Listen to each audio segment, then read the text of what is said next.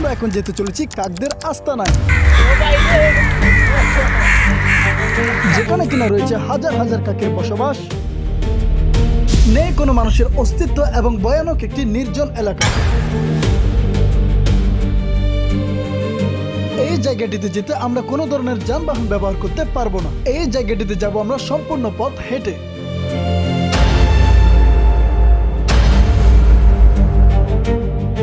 আমি এখন অবস্থান করছি আনোয়ারা থানা আওতাভুক্ত জুইদুন্ডি গ্রামে। এখন আমাদেরকে এখান থেকে যেতে হবে ওই পারে, যেটা কিনা হচ্ছে বাঁশখালী থানার আওতাভুক্ত। সেখান থেকে হাঁটতে হাঁটতে আমরা চলে যাব দূরের ওই ভয়ানক প্যারাবন জঙ্গলে।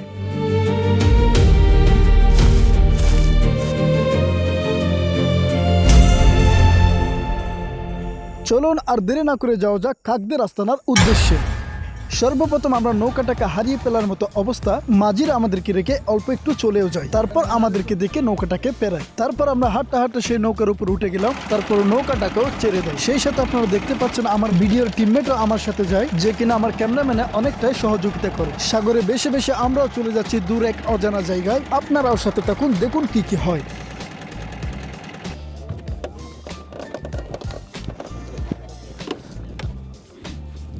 যখন এবারে জোয়ার প্রথম পাইব, আমরা জুইদুন্ডি থেকে নৌকা দিয়ে পার হয়ে বর্তমানে অবস্থান করছি বাঁশখালীতে। আর এখান থেকে আমাদের হাঁটা শুরু। জানি না কত দূর হাঁটতে হবে, কারণ জায়গাটা হচ্ছে বিশাল বড় জায়গা। আমরা নৌকা পার হয়ে সর্বপ্রথম যে রাস্তাটা দেখতে পেলাম, জায়গাটা সত্যি অসাধারণ। চারিদিকে দেখুন প্রকৃতিগুলো কত সুন্দর। বাহ, ছাত্র, স্কুলের স্টুডেন্ট। এখন বর্তমানে আবহাওয়ার অবস্থা হচ্ছে খুবই খারাপ। আমরা যখন জুইদুন্ডি থেকে রওনা হই তখন দেখতে পাই পরিবেশ খুবই ভালো ছিল, রোদও ছিল, প্রচণ্ড গরমও ছিল। আর এখন আমরা যখন বাঁশখালীতে পৌঁছাই, আকাশের অবস্থা দেখা যাচ্ছে খুবই একটু মেঘে ধারণ করেছে। তো জানি না বৃষ্টি পড়বে কিনা।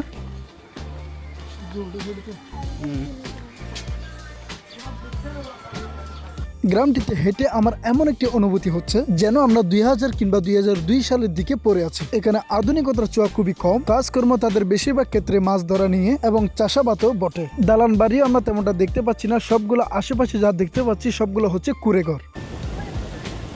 যেহেতু এই রাস্তাটা হচ্ছে আরও অনেক দূরে, এই পথ পর্যন্ত আসা আমাদের ততটাও সহজ ছিল না, যেহেতু গাড়ির কোনো রাস্তা নেই। সম্পূর্ণ রাস্তাটাই আমাদের হেঁটে হেঁটে আসতে হয়েছে। আরও অনেকটা দূর বাকি আছে, দেখা যাক আমরা কতটুকু পৌঁছাতে পারি।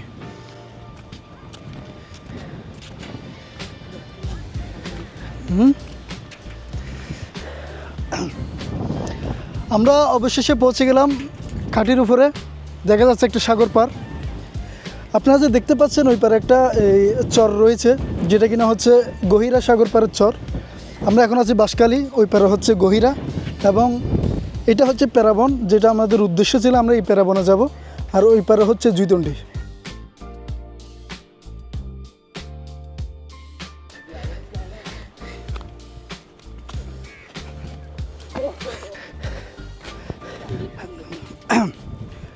আপনারা দেখতে পাচ্ছেন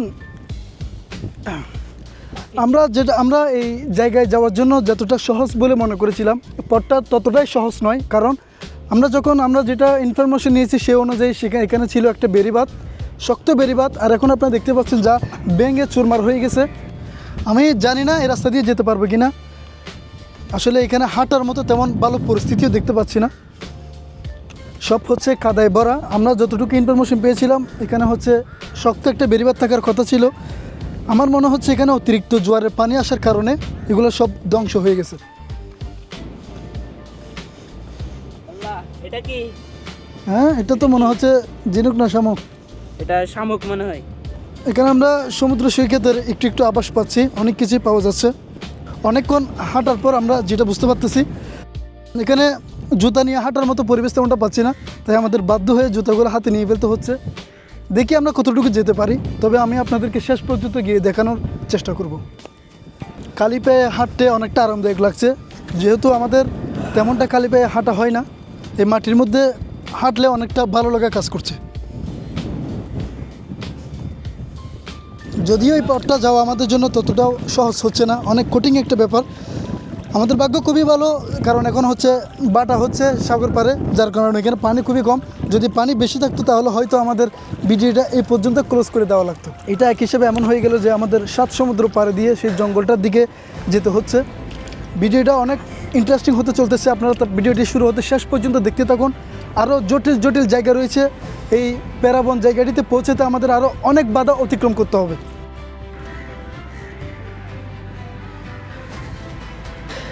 হাঁটতে হাঁটতে তো আমরা অবশেষে চলে আসলাম। আমরা আসার প্রথমে যে জিনিসটা লক্ষ্য করলাম, এখানে অনেকগুলো কাক রয়েছে যাদের কাকা আওয়াজে অনেকটা ভয়াবহ রূপ ধারণ করতেছে। ও ভাবছিনি কিসের হয়ে যাওয়া, বাপরে বাপ, এদিকে হাওয়া। আসলে এই ভিউটা হচ্ছে অসাধারণ একটা অনুভূতি, এরকম ভিউ আসলে পাওয়া যায় না। এটা হচ্ছে অনেকটা ভয়াবহ একটা সৌন্দর্য, অনেকগুলো কাক আপনারা দেখতেই পেলেন। আসলে দেখে মনে হচ্ছে এটা একটা হচ্ছে কাকের রাজপ্রাসাদ। দেখুন আপনারা কতগুলো কাক এখানে কা কা করছে। আমাদের তো টার্গেট ছিল যে আমরা ওই ভিতর পর্যন্ত যাব, কিন্তু কাকের এই ভয়াবহ অবস্থা দেখে অনেকটা ভয় লাগতেছে মনের মধ্যে। তো এটা হচ্ছে অনেকটা ভয়াবহ সৌন্দর্য। তো দেখি আমরা আপনাদেরকে কি দেখাতে পারি আর শেষ পর্যন্ত পৌঁছাতে পারি কিনা। তবে সবচেয়ে অদ্ভুত ব্যাপার হচ্ছে যে এখানে একটা মানুষও নেই, শুধুমাত্র আমরা দুজন এখানে অবস্থান করছি। আমরা আসার সময় যা জানতে পারলাম, এখানে আসলে কোনো মানুষ থাকে না। মাঝে মধ্যে একটা দুজন মানুষ দেখা যায়, তা হচ্ছে অনেক দূরে, যারা কিনা এখানে কাজ করার জন্য আসে। কাজ হচ্ছে মাছ ধরা, চাষবাস, সেগুলো গরু চড়ানো, তাদেরকে মাঝে মধ্যে একটা দুইটা দেখা যায়। তবে এছাড়া আমরা এখানে যখন ভিতরে চলে আসলাম, একটা মানুষও কোথাও দেখতে পাচ্ছি না, শুধু কাক আর আমরা আছে। এই যে তুমি এখানে আসছো, এরকম ভয়াবহ একটা পরিস্থিতিতে পড়তেছো, এখন তোমার অনুভূতিটা কীরকম? আমি এর আগে পর্যন্ত কোনোদিন আসি না এখানে, আজকে প্রথম। তারপরে কাকগুলো দেখে অনেক ভয় লাগতেছে। কাকদের একটা প্রবাদ আছে, কাক কিন্তু শত্রু চিনে। দেখুন আপনি যদি কাকের কোনো একটা ক্ষতি করে থাকেন, হয়তো কাকের বাচ্চার, সেক্ষেত্রে দেখবেন কাকের যে আত্মীয় স্বজন রয়েছে বা মা বাপ ভাই বোন রয়েছে, তারা আপনাকে কিন্তু চিনে রাখবে, চিনে পরবর্তী আপনাকে আক্রমণ করে। আর ভিতরে অনেকটা অন্ধকার, অনেক ভয়াবহ একটা পরিস্থিতি। গিয়ে দেখবো আসলে ভিতরে কী আছে না আছে। ভিতরে যাচ্ছি এবং আপনাদেরকে সেই ভিতরের ভয়াবহ সৌন্দর্যটা দেখানোর চেষ্টা করব।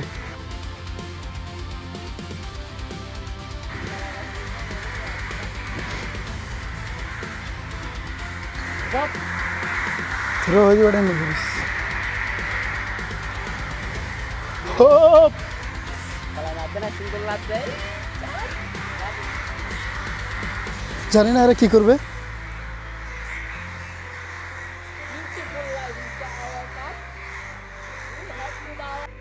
পরন্ত বিকেল হয়ে যায় আমাদের সেখানে পৌঁছাতে পৌঁছাতে। হয়তো আমরা সেখানে 20 মিনিটের বেশি সময় পাবো না। জায়গাটা যেহেতু নিরিবিলি, তাই আমাদের সন্ধ্যা পর্যন্ত থাকাটা অনেকটা রিস্কি হয়ে যায়।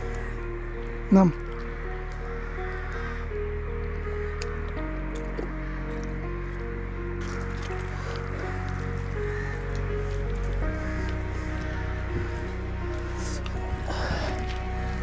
চারিদিকে শুধু কাদা আর কাদা, বুঝতে পারতেছেন আমাদের হাঁটাটাও কতটা কষ্টকর হয়ে যাচ্ছে। আমি জানি না এর আগে কোনো মানুষ এখানে আসছে কিনা, কোনো মানুষের পায়ের শখ এখানে পাওয়া যাচ্ছে না। যত সম্ভব এখানে মহিষ আসছে, মহিষের শখ আমরা পাচ্ছি। ভিতরে কিন্তু অনেক কাকও রয়েছে। আমাদের সর্বপ্রথম ভয় হচ্ছে কাকের আক্রমণ থেকে আমাদেরকে বাঁচতে হবে।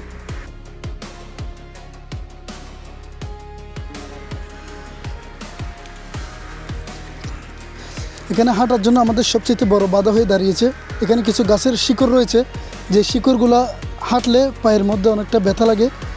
এটা হচ্ছে আমাদের হাঁটার সময় সবচেয়ে বড় সমস্যা। আপনারা দেখুন সেই শিকড়গুলো কীভাবে প্যারাকের মতো করে দাঁড়িয়ে আছে। আমরা অপেক্ষা করতেছিলাম এরকম একটা ভিউর জন্য, যে আমরা এরকম একটা ভিউ দেখতে পাবো, যে জঙ্গলটাকে হাঁটতে হাঁটতে পেরিয়ে সাগরের একটা মুখ দৃশ্য আমরা দেখতে পাবো স্বচ্ছকে। আসলে এটার অনুভূতিটা হচ্ছে অন্যরকম, যা আপনাদেরকে বলে বোঝানো যাবে না। আপনারা একটু দেখুন।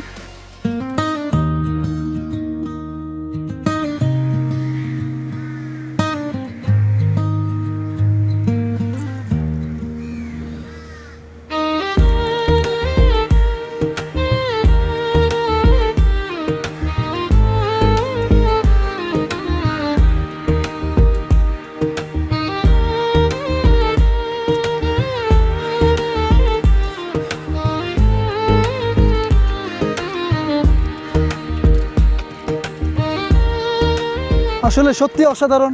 এই ভিউটার জন্য আমরা এতক্ষণ অপেক্ষা করতেছিলাম। আসলে অসাধারণ একটা ভিউজ, যা আপনাদেরকে বলে বোঝাতে পারবো না।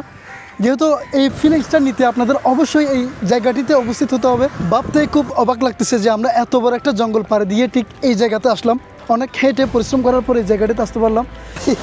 ভাই আমি শেষ, আমার আসলে গোসল করা প্রয়োজন, তারপরেও যেহেতু কাপড় চোপড় দিতে আনি। শান্তি শান্তি, প্রাকৃতিক শান্তি, এটাই মনে হয় 100 কোটি টাকার ভিউ। অনেকটা কক্সবাজারের সমুদ্র সৈকতের মতো ফিল পাচ্ছি। আমরা হাঁটতে হাঁটতে কাপড়ের অবস্থা প্রায় 12টা। আমাদের এই যে কাদাগুলো আমাদের পায়ে লেগে আছে এখনও, সেগুলো একটু পরিষ্কার করে ফেলার চেষ্টা করতেছি। এই যে এখন আমরা বর্তমানে রয়েছি প্যারাবনে, এটাই হচ্ছে সেই প্যারাবন। অনেক আকাঙ্ক্ষার পর আমরা সেই প্যারাবনের দিকে চলে আসলাম। এবং আপনারা যে দেখতে পাচ্ছেন ওই পারে ভিউটা একটু দেখাও, এটা হচ্ছে গহিরা। ওই যে ওই পারে দেখতে পাচ্ছেন, এটা হচ্ছে গহিরা। হ্যাঁ খাবো।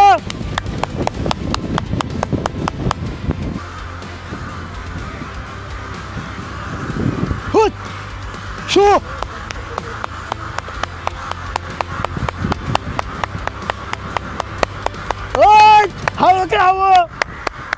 এই মুহূর্তে মনে হচ্ছে অরিজিনাল কাকের প্রসাদ আমরা চলে আসি।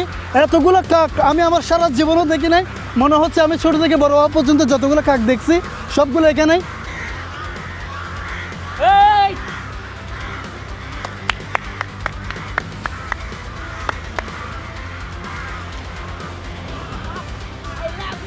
হ্যাঁ কাকেরা আই লাভ ইউ।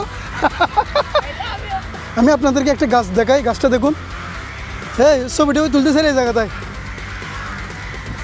তবে আজকের এই ভ্রমণটা আমাদেরকে একটা জিনিস শিখিয়েছে যে সব সৌন্দর্য জায়গায় জনসংখ্যা থাকে না। কিছু কিছু নির্জন এলাকায় অনেক সৌন্দর্য জায়গা আমাদের উপভোগ করতে পারি। তবে তার জন্য একটু কষ্ট করতে হবে, একটু রিস্ক নিতেই হবে। কারণ এরকম সৌন্দর্যটা বুক করার জন্য টাকা পয়সার কোনো প্রশ্নই আসে না, আসে শুধুমাত্র একটু মন ভরার সাহস। তবে আপনি কমেন্ট করে জানান যে আপনার কোন এলাকায় এরকম নির্জন এলাকা রয়েছে যেখানে কোনো জনসংখ্যার আনাগোনা নাই। আমরা সেখানে গিয়ে একটা ব্লগ ভিডিও তৈরি করার চেষ্টা করব। যদিও আমরা এখানে আসার জন্য খুবই দেরি করে ফেলেছিলাম, সন্ধ্যার দিকে হয়ে গেছে। আমাদের মনে হচ্ছে যে এই জায়গায় সন্ধ্যা পর্যন্ত টাকাটা অনেকটা রিস্ক হয়ে যাবে, তাই আমরা চলে যাচ্ছি। পরের ভিডিওতে আবার দেখা হবে।